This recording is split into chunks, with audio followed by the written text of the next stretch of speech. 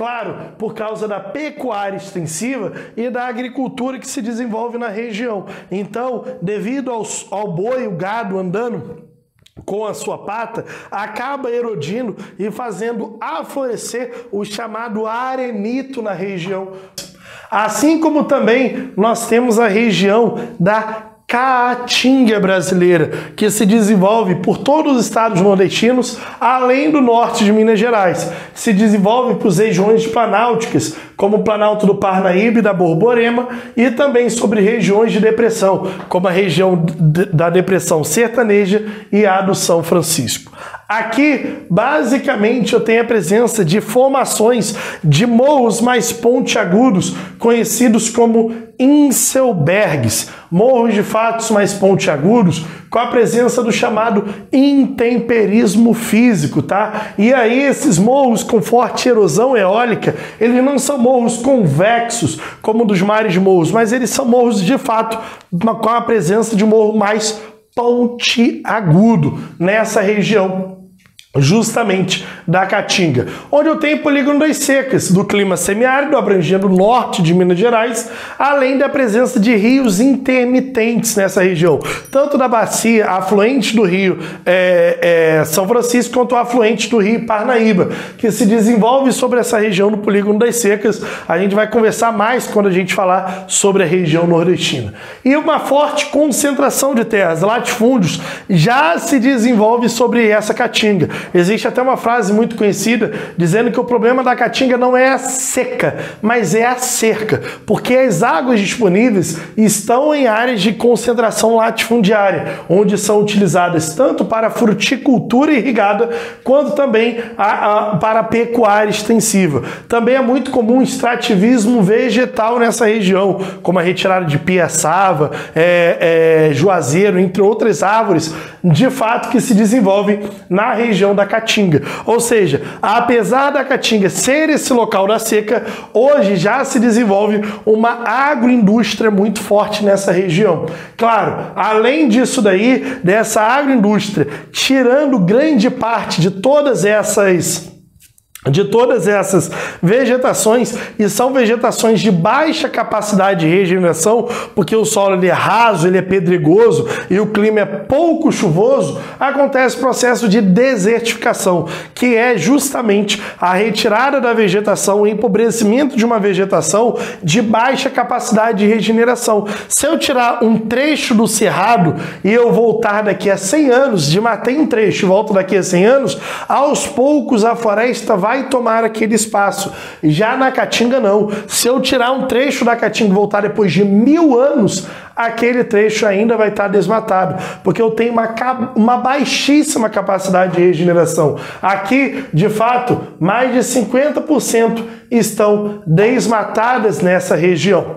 Das araucárias, aqui as araucárias no sul do país, aqui ó, pegando regiões de planalto de arenito e basalto, ou seja, uma hora foi deposição de arenitos, ou seja, foi um espaço ou um deserto ou uma praia, seja o que for, depois eu tive a entrada de derramamento basáltico vulcânico, depois trechos de arenito, basalto, que se desenvolve sobre essa região do sul do país, onde está as bacias e chapadas do Paraná. Uma floresta de araucária ciculifoliada, de fato, o pinheiro do Paraná, uma floresta ombrófila mista, que se desenvolve de formas em grupos de coníferas sul-americanas, nesse sul do país, onde uma floresta subtropical pluvial, em solos de terra roxa, em solos mais férteis ao padrão nacional, por decomposição do diabásio e basalto. Aqui eu tenho um clima subtropical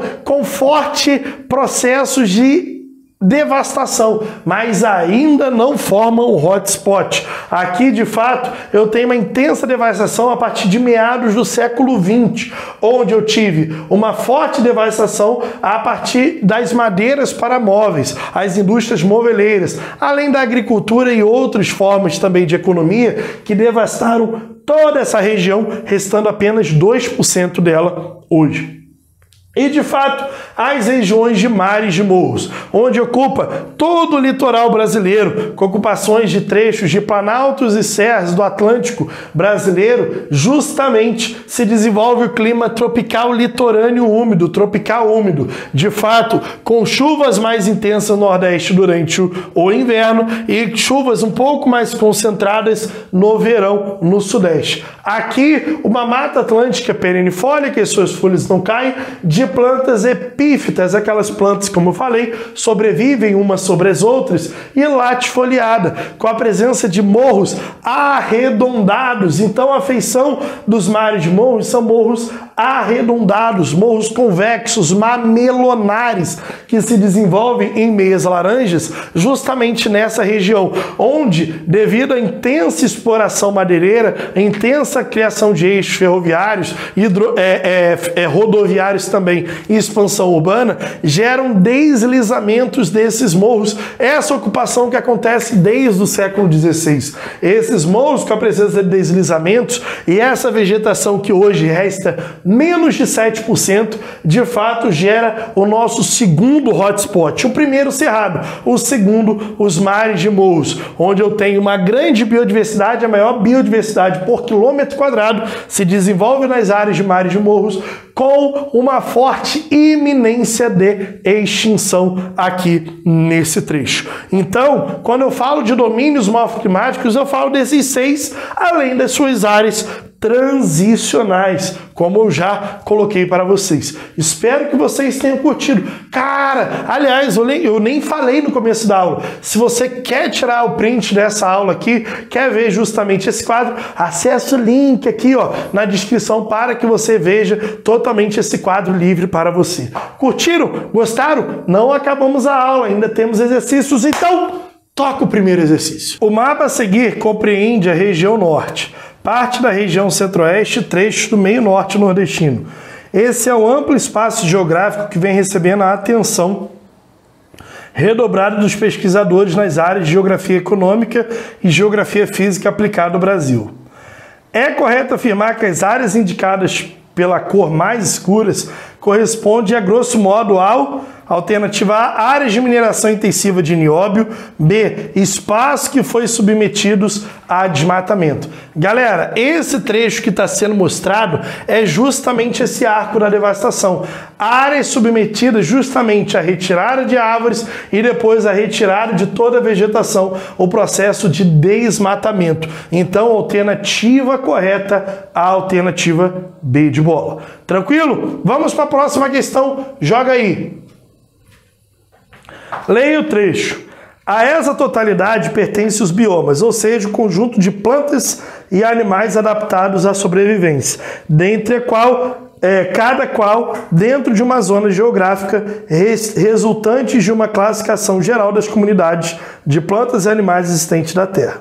Sobre os biomas brasileiros, assinale a opção correta. A floresta amazônica, também chamada de latifoliada tropical ou equatorial, possui uma enorme biodiversidade, reflexo do seu elevado grau de fertilidade natural dos seus solos. Galera, volta aqui para mim. Não, a Amazônia, ela apresenta justamente um solo de baixa fertilidade. Tá errado, vamos para B.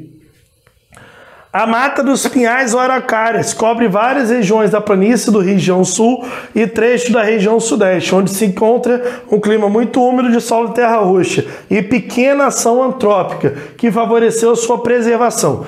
Galera, volta aqui, a B está errada, porque ela ocupa trechos planálticos da região sul e ela é extremamente devastada, não teve baixa ação antrópica, teve alta ação antrópica. Então, está errado. Vamos lá, próxima alternativa.